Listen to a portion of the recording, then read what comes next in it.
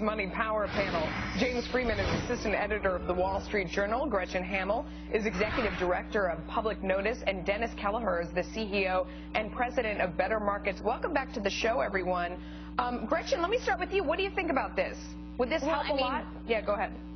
It's a noble idea, and it's something that we should strive for. But there are some things that we need to take care of first, and that's we need to actually look at having a budget. It's been 1,300 days since we've had a budget. We need to actually find ways to cut spending and to get our fiscal house in order. And a balanced would be a great idea, but if we put something in place right now, they would be forced to raise taxes instead of actually cutting spending. And so I think we need to take care of cutting spending before we go about doing this constitutional amendment. I think under the particular Lee plan, they really wouldn't have to raise taxes, because I think the best part of his plan is he limits spending and taxes to 18% of GDP. And that's really the big debate in America right now is are we going to go with Barack Obama's plan of 25% or more of GDP consumed by government, or is it going to go back to a more reasonable historical 18 that Mr. Lee is proposing? No, that is an interesting point. I mean, Dennis, what do you think about that? What if we automatically had to limit spending to 18% of GDP? Currently, it's 23%. It's like $1 trillion that they'd have to shave off right away. Well, I don't think we need more gimmicks. We need guts.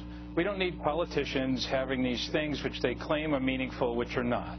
If you were to have the budget at 18% of GDP, you'd be cutting over $1 trillion a year out of the budget for 10 years. Right. So instead of filing a little bill that says somebody else should automatically do this, put out a budget. If you're a senator, put out a budget that actually cuts $1 trillion from this year's budget. You can cut it from where? Defense, discretionary, Medicare, Social Security. Step up.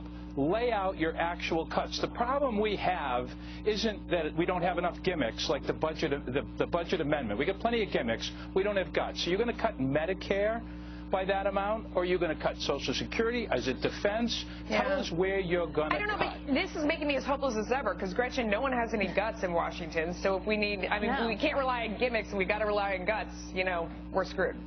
We do, and I mean that's where this balanced budget amendment comes in, and you have to wonder, can we even get this done? Because if they can't even cut spending, if they can't even take on defense cuts, if they can't even take on Social Security or Medicare and prioritize what we need to do in this nation, do you really think they're going to have the guts to have a constitution and agree on that? I mean, you have to wonder that. I mean, it's a great idea. I think it's a worthy one. But looking realistically, I don't know if it'll happen. What should we do? Because, James, we haven't even solved the sequestration problem. I mean, I don't know if people realize that. Well, I mean, on March 1st, we still have the automatic cutoff in place. We haven't done anything. You like that? Okay.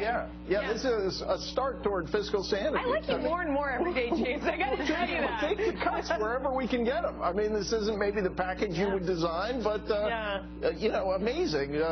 News flash that Washington is going to restrain some spending. So yeah, Dennis, what do you think? Because I'm about to ask James to co-anchor this show with me in the future. What do you think?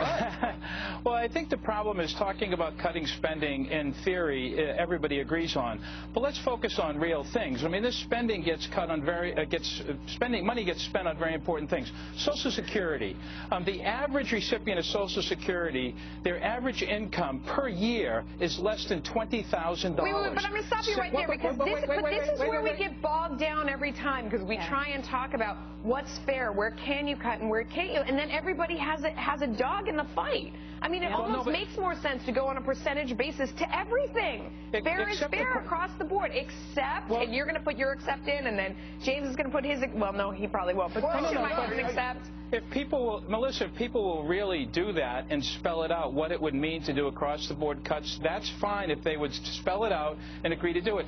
But remember, this spending is done on some very important things that people want to spend money on. They don't want to pay for it, but they want to receive it. I don't know. I don't want to receive anything. James, what do you think? I think you got to give some credit to Republicans like Paul Ryan, like Mike Lee, who have spelled out some cuts that have been attacked by the White House. Every time they've come out with reforms, Medicare, you know, one of those big untouchable things you say no one wants to touch. They've talked about reforming it. The problem is there's no appetite in the White House to reform any of this. Gretchen, go ahead. It's not just a one issue. I mean, you have the Senate here that has to act, and you also, let's not forget, the House can talk a big game, and Paul Ryan can talk a big game, but they have to have a majority, and we haven't always seen a majority come through on deals like No, this. and that's a great point. And I'll ask each of you before we go, do you think anyone really wants to cut spending? I mean, we're talking about Democrats, Republicans. I'm not sure anyone really wants to tackle the problem. Go ahead, Gretchen.